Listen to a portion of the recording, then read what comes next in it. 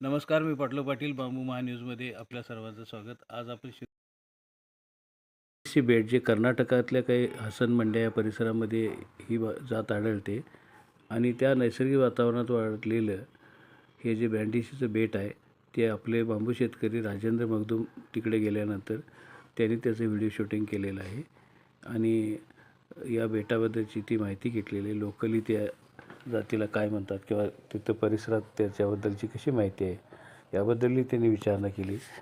तर हे अतिशय सुंदर असं बँडिशी जातीचं बेट आपण पाहत आहोत की काही जाती ज्या आहेत त्या अतिशय सुंदर असतात बांबूच्या, त्यापैकी ही एक जात.